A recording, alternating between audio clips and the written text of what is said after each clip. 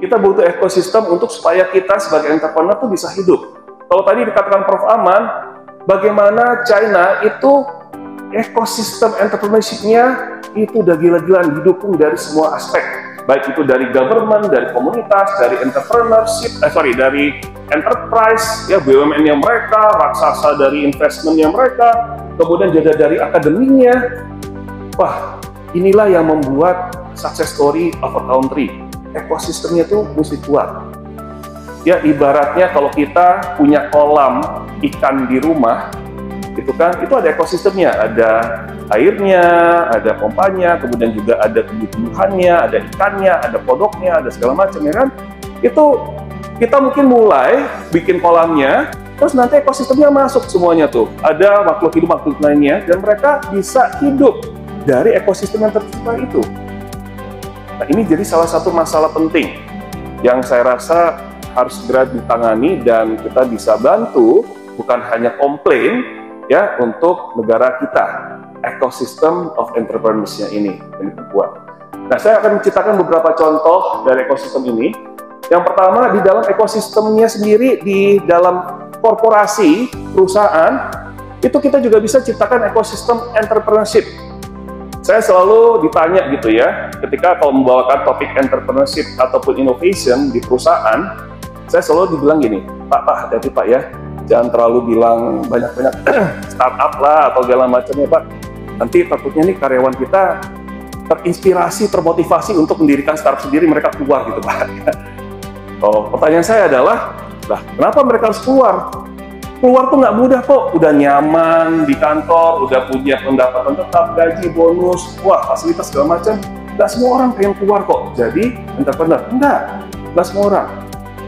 Kalaupun ada, nah coba tanyakan, apa aspirasinya? Ada nggak hal-hal yang mungkin belum diakomodasi dalam pekerjaannya?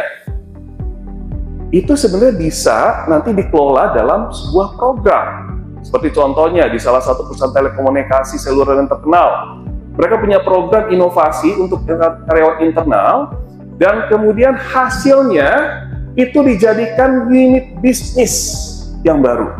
Dan yang memberikan ide tersebut, menjalaninya dan mencoba dan bereksperimen, diberikan kesempatan untuk jadi lead-nya, untuk jadi bisnis owner-nya. Dalam artian mereka tetap dalam karyawan atau digaji, tapi mereka diberikan semua tanggung jawab termasuk P&L, profit and loss, terhadap bisnis unit ini. Ini bisa ditiru, ya, karena banyak sekali karyawan yang pasti komplain, dalam artian mereka tidak diberikan kesempatan untuk berkembang, bukan hanya soal naik jabatan, tapi tidak bisa mengeksekusi idenya mereka. Nah, ini jadi masalah, terutama nanti jadi sorotannya HC dan juga leader, CEO gitu ya. Dan satu sisi, wah ini bisa diakomodasi, bisa dikelola, bahkan bisa membantu. Jangan semua ide pengembangan bisnis, pengembangan sistem, semuanya dipikirin sama manajemen. Capek semuanya. Ya, let your employee do it and then accommodate ya, then for you. Malah kita bisa semakin terbantukan. Dan karena itu, ide bisa datang dari bawah ke atas, bottom up, nggak hanya dari top down. Nah, ini ada banyak contoh dari beberapa korporasi di Indonesia, nanti boleh banyak search. Dan kemudian government. Nah, government pun sekarang sudah mulai banyak menerapkan nilai-nilai entrepreneurship. Dalam artian bagaimana kita bisa membuat policy, bagaimana bisa membuat sesuatu yang memudahkan kehidupan masyarakat banyak. Dan salah satunya kalau boleh diambil contoh adalah di Kementerian Kesehatan. Ya, kita tahu bahwa Pak Menteri sekarang ya merupakan dulunya adalah seorang dirut dari sebuah bank terbesar di Indonesia, dan dia punya entrepreneurship mindset-nya. Di dalam kementerian ada namanya Digital Transformation Office, dan di situ kalau misalnya Bapak Ibu tahu, di dalamnya itu udah kayak startup mode, ya, mode startup. Ya, kelompok-kelompoknya dibikin menjadi kayak tribe. Dan itu semuanya pikirkan bagaimana sistem kesehatan ini bisa disimplify, bisa seamless, bisa membuat menjadi lebih mudah untuk akses kesehatan bagi setiap masyarakat Indonesia. masih PR, tapi itu sudah dilakukan dan ini dalam perjalanan. Ya, jadi kita juga harus sabar menunggu. Itu sudah lakukan. Nah, contoh lain tentunya yang juga dekat dengan IPMI dalam sejarahnya banyak kerjasama dengan pemerintahan Australia. Di Australia itu antara Departemen Luar Negeri sama Departemen Perdagangan digabung, ya, Department of Foreign Affairs and Trade. Kenapa? Karena dasarnya diplomat ataupun diplomasi negara itu adalah perdagangan, ya. Dari dulu zamannya company sampai sekarang, VOC datang itu perdagangan, diplomasi segala macam, hubungan internasional pasti paling kuatnya adalah perdagangan selain perang. Antara peace dengan perdagangan, budaya, ekonomi dan lainnya, atau nggak mau ya perang. Nah, inilah yang menjadi mindset, bahkan saya pun sebagai salah satu alumnus untuk startup ekosistem program di Australia, itu kuat sekali. Bagaimana dari Departemen Foreign Affairs and Trade, mereka mencari startup-startup Indonesia untuk datang ke Australia, belajar tentang ekosistem startup di Australia. Saya menjadi bagiannya waktu itu, tahun 2019. Dan terus saya tanya, tujuannya apa? Tujuannya adalah, balik lagi, mengembangkan kerjasama supaya bisa saling memperbesar pasar, memperbesar peluang pasar. Australia, kalau hanya mengandalkan pasar di internalnya, sama di New Zealand, nggak akan bisa ada yang jadi namanya unicorn. Nggak akan ada bisa startup yang bisa jadi unicorn. Karena nggak kuat dari segi domestiknya. Jadi harus ke ASEAN. Salah satu yang paling kuat adalah Indonesia. Tapi bukan berarti kita hanya jadi pasar. Kita juga datang di sana, kita lihat peluangnya macam-macam. Saya salah satunya datang ke Flinders University. Di situ sudah ada tempat center untuk Industrial 4.0. Name it lah. IoT, Artificial Intelligence, kemudian wah macam-macam. Itu udah ada lengkap.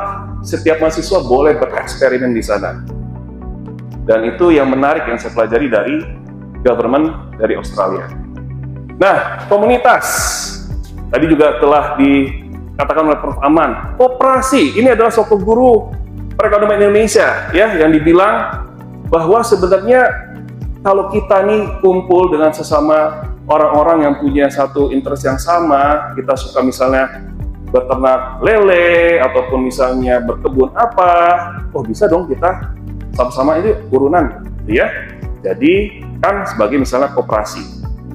Nah, ini banyak yang terlupakan. Sebenarnya koperasi itu juga salah satu bentuk wirausahawan dan entrepreneurship yang kalau boleh dibilang aksesnya siapapun bisa. Ini dengan segi legalitas dan segala macam sudah didukung oleh peraturan pemerintah. Bahkan ada sekarang namanya multi pihak. Ya, betul sekali Pak. Koperasi, terima kasih Pak. Koperasi multi pihak. Ya, itu nanti bisa coba akses, tanyakan informasinya. Dan sebenarnya yang paling gampang juga ya, untuk dapetin modal dari mana? Saya bilang ada series F. Sebelum masuk series A, series B, series C, series D, ya kan kalau misalnya dalam permodalan, funding ataupun investasi kan ada A sampai macam-macam ya. Gojek aja sekarang sampai series G lebih gitu kan. Tapi kita bisa mulai langsung dengan series F, yaitu adalah family, friends, father, minta dong, ada misalnya pinjam duitnya, misalnya kita urunan yuk sama keluarga kita, arisan, ya, siapa yang mau nih bantu nih, ada satu keluarga yang mau dirikan usaha apa, atau teman-teman kita yang percaya, misalnya kita mengelola dananya, kemudian kita bisa lakukan sesuatu yang kita bisa kerjakan dan interest dalamnya, monggo silahkan, ya, that's a community. Nah, media ini juga penting. Saya pengkritik keras media-media yang terlalu menggembar-gemborkan entrepreneurship yang begitu mudahnya dieksploitasi dengan menggambarkan seseorang yang sangat muda belia, sudah bisa langsung mendapatkan pendanaan. Pokoknya 30 under 30 gitu ya. Saya pengkritik keras. Kenapa? Akhirnya membuat orang tuh menjadi, wah, saya gampang kok lulus bisa langsung dapat investor. Tunggu dulu, ini tuh orang-orang yang dipilih ini, tunggu dulu, siapa latar belakangnya? Ternyata banyak yang bapaknya yang punya, ya kan? Ternyata banyak yang, ya, kenalannya dari yang mana? Nah, tapi sebenarnya media bisa memberikan positivity dengan menyebarkan tentang entrepreneurship yang kuat. Bagaimana sebenarnya kisah-kisah seseorang yang merintis usaha dari awal butuh waktu 5 sampai dengan 10 tahun baru terlihat usahanya, itu yang diangkat ceritanya. Dan kalau boleh dilihat sebenarnya dari Kompas Gramedia Group, ya, almarhum Pak Yaakob itu merintisnya juga lama untuk mendirikan kelompok usaha media yang besar dan kemudian merambah ke perhotelan, merambah ke bisnis I.O. dan yang lainnya. Itu butuh waktu. Kemudian juga salah satunya ini adalah katadata.id. Ini merupakan startup yang sudah 11 tahun lebih dan di mana mereka awal mulanya adalah sebagai jurnalis. Juga butuh waktu.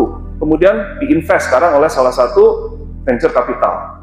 Nah, kalau lihat dari media, tentunya ini adalah salah satu yang juga mendorong awareness dan bagaimana persepsi terhadap entrepreneurship itu sendiri. Dan kita nanti bisa lihat contoh juga yang lainnya adalah akademia nih, yang terakhir. Nah, ini yang satu hal, kalau misalnya mau tahu cerita story-nya dari Google. Google itu awal mulanya, investor pertama mereka adalah dosen pembimbingnya. Larry Page dan Sergey Brin ketika mereka mengambil S3, Larry Page-nya S3 kalau nggak salah, Larry Page-nya masih S2 kalau nggak salah gitu ya, di Stanford University untuk ilmu komputer. Pada suatu waktu mereka diminta oleh Stanford University untuk mengerjakan indeksasi semua buku-buku, jurnal-jurnal, kitab-kitab, publikasi yang ada di Stanford University Library. Dengan metode yang mereka punya, mereka bisa bikin indeks yang cepat. Kalau ada mahasiswa datang, kemudian maju ke meja komputer yang ada dalam perpustakaan tersebut, cari buku yang mau saya cari nih, buat nanti riset, buat nanti tesis dan yang lainnya. Dapat apa? Langsung temu. Awal mulanya dari situ. Google Search. Awal mulanya cari buku di perpustakaan. Dengan kata kunci, dengan sitasi-sitasi. Dengan project ini yang mereka punya metodologi yang lebih cepat dibandingkan Yahoo waktu itu, akhirnya dilihat oleh dosen supervisornya mereka. Wih, menarik nih. Bahkan ketika mengerjakan proyek ini pun, dosennya, pembimbingnya, duitin dulu. Saya bantuin mereka, ya, kamu saya duitin. Dan jadi saham. Dan ini jadi investasi buat dosen tersebut. Setelah Google besar, dia exit-nya lumayan berat. Ya, semakin lama Google makin besar, mereka mendirikan perusahaannya di sebuah garasi ya dekat Universitas Stanford, dan mereka mulai dengan berbagai macam orang untuk membuat search engine yang powerful dan simple dan cepat. Mulai masuklah VC, mulai masuk yang lain. Dan kemudian dosen tersebut, saya lupa namanya siapa, di sini ada, nanti coba cari gitu ya. Ini ada contoh, ada ceritanya dari Stanford University sendiri, mereka ada story-nya di situ. Nah, jadi kita pun sebagai dosen, sebagai akademia, bisa tuh kalau misalnya anak-anak mahasiswa ada punya project yang bagus, kita duitin, ya mungkin nggak gede-gede amat, tapi ya kita bina juga, kita bantu. Nah, itu menarik sekali. Bahkan saya senang sekali diberikan peluang untuk jadi entrepreneurship and innovation, yang dimana setiap semesternya itu pasti tentang proyek entrepreneurship. Wah, ini ada yang menarik nggak ya? Bisa jadi faktor untuk diduitin gitu. Boleh nih, wah ini menarik nih, lumayan. Dan terus terang beberapa mahasiswa dan mahasiswi yang bagus, sekarang saya rekrut, Prof. Jadi kerja di tempat saya. Dan ya itu privilege ya, tahu dulu mana yang bagus gitu, mana yang rajin, mana yang pintar segala macam ya. Nah itu lumayan tuh. Dan kemudian berapa nih menarik nih untuk diinvestasikan. Ya, itu cerita yang dari akademia, nggak hanya kita mengajarkan, tapi kita juga mempraktekkan. Ya, ini cerita true story dari Google, dan bahkan Google pun akhirnya merekrut seorang profesor ekonomi yang namanya Hal Varian. Tanyaannya, kenapa? Google kan perusahaan teknologi, search engine. Ternyata algoritmanya Google untuk memperlihatkan mana hasil pencarian dari A, B, C, D atas itu pakai auction theory, teori lelang. Dan teori lelang itu ada di ekonomi.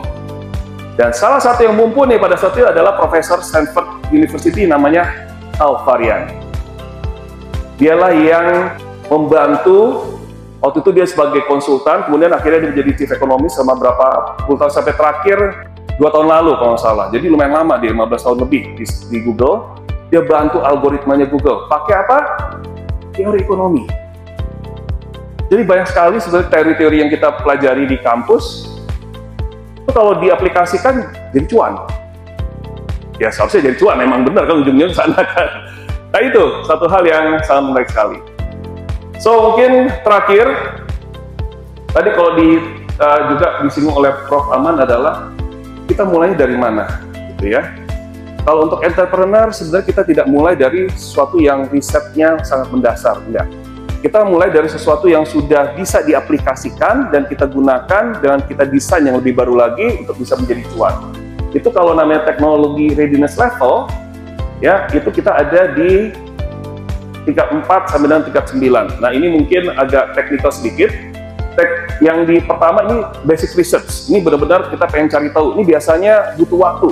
Baru 30 tahun lagi ini ada aplikasinya seperti apa. Kayak sekarang yang kita gunakan quantum mechanics dan juga untuk bagaimana hard disk itu sudah ada risetnya di tahun 1950-an, baru mulai digunakan di 1980-an dan dijadikan bisnis oleh namanya Western Digital untuk menjadi hard disk yang dimasukkan ke dalam komputer dan yang lainnya. Ya, sampai kepada yang 9 ini udah full komersial.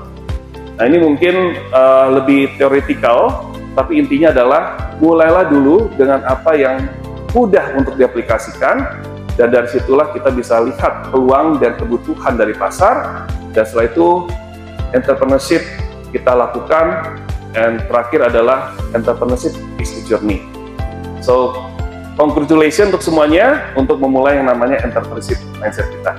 Thank you, terima kasih.